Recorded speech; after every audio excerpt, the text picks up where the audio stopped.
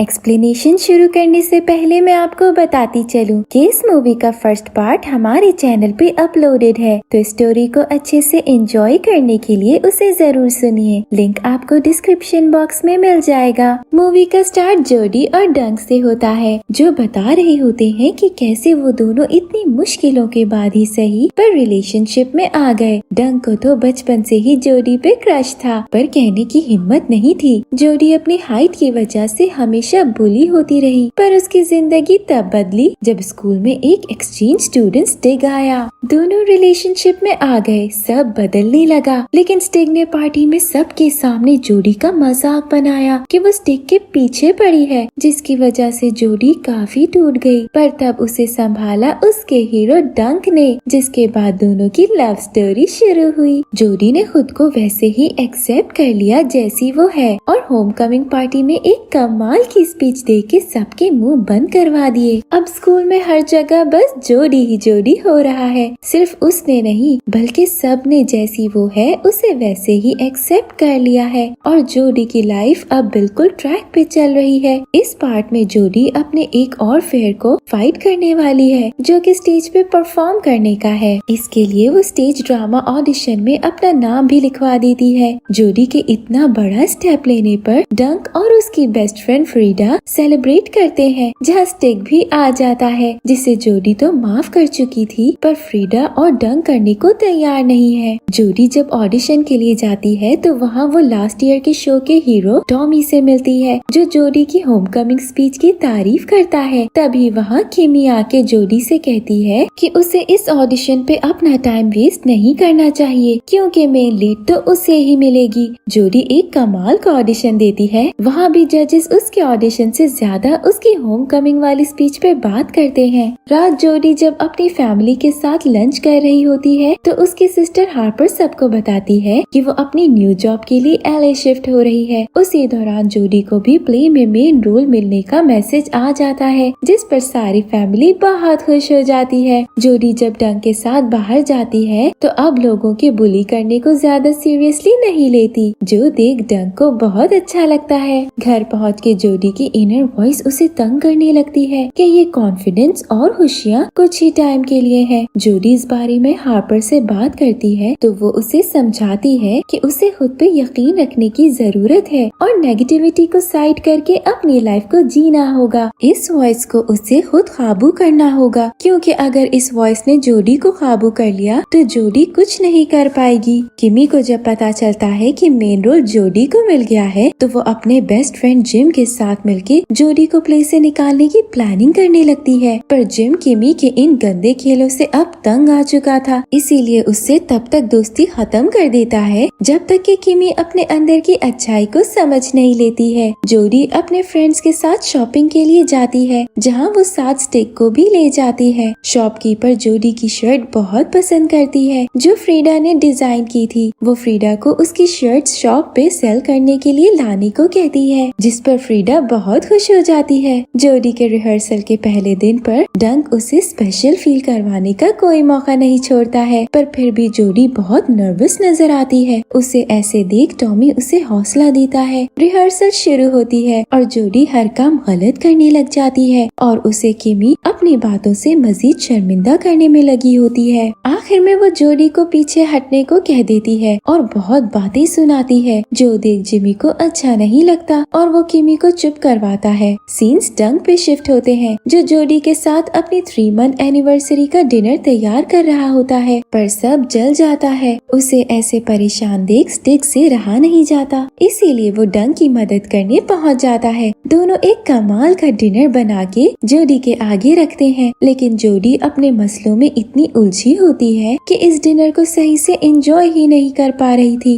डंक को जोडी का ये बिहेवियर अच्छा नहीं लगता और दोनों के बीच लड़ाई हो जाती है। जोडी के घर आने पर हार्पर और फ्रीडा तो उसे आगे बढ़ के लड़ाई खत्म करने को कहते हैं, पर जोडी का ऐसा कोई प्लान नहीं था। वहीं स्टिग भी डंक को समझाने की बहुत कोशिश करता है, पर डंक अब जोडी के पीछे भाग भाग के थक चुका था और जोडी से स्टेप लेने की उम्मीद रखे बैठा था। दोनों लंच ब्रेक में जब साथ बैठते हैं तो फ्रीडा और स्टिग लड़ाई खत्म करवाने की कोशिश करते हैं, पर मसला खत्म होने के बजाय मजीद बढ़ जाता है और दोनों गुस्से और जज्बात में आके ये ब्रेकअप ही कर लेते हैं। तभी डंक को उसके फादर का मैसेज आता है जो उसे स्कूल के बाहर आने को कहते हैं। जब ये सब बाहर आते हैं तो इन्हें पता चलता है कि स्टिक की सिस्टर स्टेला उसे सरप्राइज देने यहाँ आई है, जिसे देख स्टिक बहुत खुश हो जाता है। पर डंक ज्यादा खुश नजर नहीं आता। लेकिन जब स्टेला उसकी इतनी तारीफ करती है तो डंक जोडी को जेलस करने के चक्कर में स्टिक और स्टेला के साथ घूमने चला जाता है, जिसमें वो बहुत अच्छे से कामयाब भी हो जाता है। डंक जब स्टिक और स्टेला के साथ घूमने जाता है तो उसे अंदाजा होता है कि वो स्टिक के बारे में कितना गलत था। उसे ये एहसास स्टेला दिलाती है, जिसके बाद दोनों एक दूसरे की तरफ दोस्ती का हाथ बढ़ा लेते हैं। वहाँ जोडी को अपने पोस्टर्स देख मजीद टेंशन होने लग जाती है, जो उसकी शक्ल से साफ नजर आ रहा था। इसीलिए टॉमी एक बार फिर उसकी हालत समझते हुए उसे चीयर अप करने लगता है। टॉमी जोडी को अपने साथ एक पार्क में ले जाके बताता है कि वो बचपन में बहुत मोटा था और अपने वेट की वजह से बहुत बुली हुआ है, पर अब उसने इस मसले को खत्म करके जिंदगी में आगे बढ़ने का फैसला किया है। जोडी भी ये कर सकती है। टॉमी की इन बातों से जोडी को बहुत हौसला होता है, जिसके बाद दोनों अपना मेन डांस उसी पार्क में करते हैं। रोमांटिक माहौल बना हो और कपल डिस्ट्रैक्ट न हो, ऐसा कैसे हो सकता है। डांस खत्म करते ही दोनों किस करते हैं। अगले दिन जब जोडी इस बारे में फ्रीडा को बताती है तो साथ साथ शर्मिंदा भी हो रही होती है कि जैसे उसने डंक को धोखा दिया हो, पर दोनों तो ब्रेकअप कर चुके थे। ये बात जोडी को थोड़ा हौसला देती है। अब इससे पहले ये बात किसी और से डंक तक पहुँचे, जोडी उसे खुद बताने का फैसला करती है। सीन्स डंक पे शिफ्ट होते हैं, जो ब्रेकअप के दर्द से बाहर निकलने की कोशिश कर रहा था और इसमें उसका साथ स्टिक और स्टेला देते हैं, पर ये उसके लिए नामुमकिन था। इसीलिए वो सब ठीक करने का फैसला करता है। क्लास में डंक सब ठीक करने की कोशिश करता है, जो बहुत अच्छा जा रहा था, पर तभी जोडी उसे अपनी और टॉमी की किस का बता देती है और सब वापस खराब हो जाता है। ये दोनों तो दूर हो रहे हैं, पर कोई है जो पास आ रहा है और वो स्टिक और फ्रीडा है।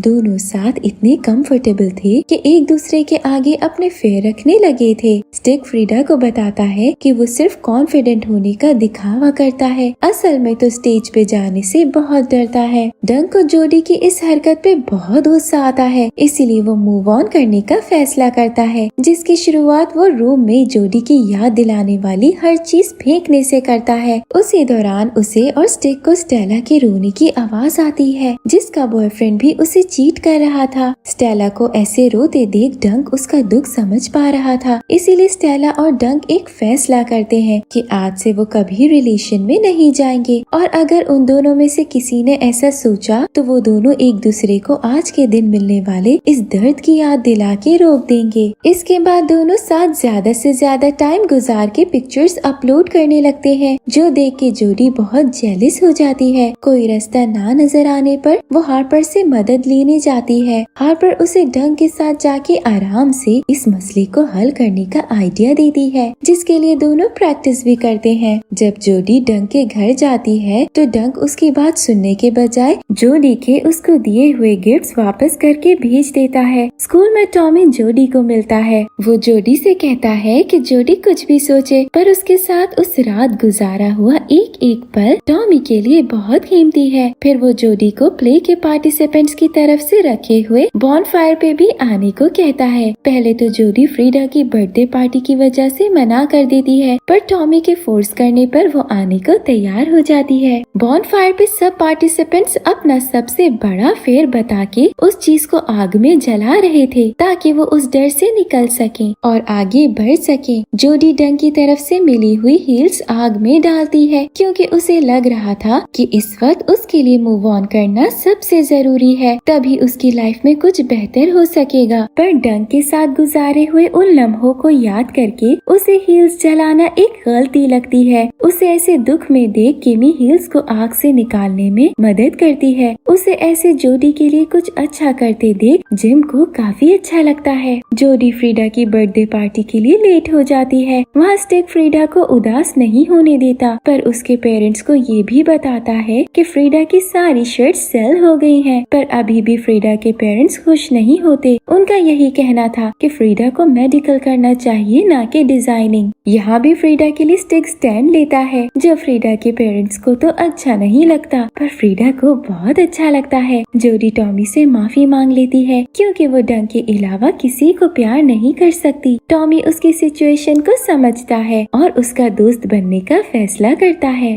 वहाँ जिनको किमी के अंदर अच्छाई देख बहुत खुशी होती है। वो किमी को समझाता है कि उसे इसी रास्ते पे चलना चाहिए, लोगों का बुरा करके उसे कभी सुकून नहीं मिलेगा। फ्रीडा रेस्टोरेंट में स्टिक को स्टेज पे ले जाके गाना गाने में मदद करती है ताकि उसका स्टेज फिर खत्म कर सके। ऐसे दोनों एक दूसरे को अपने डर खत्म करके आगे बढ़ने में मदद करते हैं। एक अच्छी पार्टी करने के बाद जब दोनों बाहर आते हैं तो फ्रीडा को अपनी सारी शर्ट स्टिक की कार में नजर आती है, यानी वो सब स्टिक ने बाय की थी क्योंकि फ्रीडा का कॉन्फिडेंस कम हो रहा था। फ्रीडा को उदास होता देख स्टिक उसे समझाता है कि उसने यहाँ आके फाइट करना नहीं छोड़ा, यही वजह है कि वो फ्रीडा और डंक का दोस्त है। इसीलिए जब तक फ्रीडा अपना ड्रीम नहीं पा लेती उसे भी फाइट करना नहीं छोड़ना चाहिए। फ्रीडा को स्टिक की बातें बहुत अच्छी लगती हैं। दोनों काफी क्लोज आ जाते हैं और एक ब्यूटीफुल सी किस शेयर करते हैं। तभी वहाँ जोडी पहुँच जाती है, जिसे देख फ्रीडा ऐसे ही एक्ट करती है कि उसके और स्टिक के बीच कुछ नहीं हुआ क्योंकि स्टिक जोडी का एक्स बॉयफ्रेंड है और वो अपने बेस्ट फ्रेंड को हर्ट नहीं करना चाहती थी। जोडी जब डंक के साथ सब सही करने रेस्टोरेंट की तरफ बढ़ती है तो उसे स्टेला के साथ इतना खुश देख फिर रुक जाती है, लेकिन हम देखते हैं कि असल में तो डंक सिर्फ दिखा रहा है। वो भी जोडी से दूर होके उतना ही तड़प रहा है जितना कि जोडी तड़प रही है। जोडी जब अपने पेरेंट्स के साथ घर जा रही होती है तो उन्हें स्टेज ड्रामा के लिए इतना एक्साइटेड देख बहुत गुस्सा हो जाती है क्योंकि उसकी लाइफ बहुत मेस्ड अप चल रही है और उसे यकीन है कि प्ले भी खराब हो जाएगा। इसी दौरान उसे एंजाइटी अटैक आ जाता है। उसे ऐसे परेशान देख उसकी मदर काम डाउन करती है, जिसके बाद उसके पेरेंट्स उसे हौसला देते हैं कि सब ठीक होगा। जोडी उनकी बातों से काफी नॉर्मल हो जाती है। घर जाके जोडी हार्पर के पास जाती है। जोडी को पता चलता है कि हार्पर भी बस कूल बनने की कोशिश करती है, अंदर से वो भी बहुत डरी हुई है। वो खुद आज तक अपने अंदर की नेगेटिव वॉइस को कंट्रोल करना नहीं सीख पाई है, पर उससे लड़ रही है। सीन्स डंक और स्टिक पे शिफ्ट होते हैं। दोनों ही सो नहीं पा रहे थे। तभी स्टिक डंक को अपनी और फ्रीडा की किस का बताता है। डंक स्टिक को यही मशवरा देता है कि उसे फ्रीडा की फीलिंग्स की रिस्पेक्ट करनी चाहिए। अगर वो रिलेशनशिप नहीं चाहती तो स्टिक को उसे फोर्स नहीं करना चाहिए। स्टेज ड्रामा की ओपनिंग पार्टी पे जोडी स्टिक और फ्रीडा से कहती है कि उसे सब पता है और उन्हें उसकी वजह से अपने रिलेशन खराब करने की जरूरत नहीं है। वो उन दोनों को साथ खुश देख बहुत खुश होगी। इसके बाद वो एक बार फिर डंक के साथ सब ठीक करने जाती है, पर स्टेला कबाब में हड्डी बनी वहाँ आके डंक को अपने साथ ले जाती है। डंक और स्टेला को फ्रीडा और स्टिक को साथ देख एहसास होता है कि उनका फैसला गलत था। वो दोनों अपने पार्टनर्स के बगैर नहीं रह सकते हैं। प्ले का दिन आ जाता है। जोडी का हद से ज्यादा बुरा हाल होने लगता है, इसलिए वो पीछे हट के किमी को अपनी जगह स्टेज पे जाने को कहती है, पर किमी ऐसा करने से इनकार कर देती है और जोडी से कहती है कि वो जाके अपना ड्रीम पूरा करे। अगर वो कहीं भी मसले में आएंगे तो किमी उसे संभाल लेगी। किमी को ऐसे अच्छा बनता देख जिम बहुत खुश होता है और दोनों वापस से दोस्त बन जाते हैं। जोडी एक कमाल की परफॉर्मेंस देते हुए ऑडियंस का दिल जीत लेती है, पर डंक को वहाँ ना पाके वो काफी मायूस होती है, जो प्ले के बाद उसे ड्रेसिंग रूम में आके बताता है कि वो लाइट्स के पास खड़ा उसकी पिक्चर्स ले रहा था। दोनों अपनी ईगो साइड पे रखते हुए सब ठीक करते हैं और रिलेशन में एक न्यू स्टार्ट लेते हुए किस करते हैं। लास्ट सीन्स में जोडी के प्ले की सक्सेस पार्टी चल रही होती है, जहाँ सब स्टेज पे डांस करते नजर आते हैं। जोडी और डंक भी एक रोमांटिक डांस शेयर करते हैं और इसी के साथ मूवी एंड हो जाती है। Thank you for watching.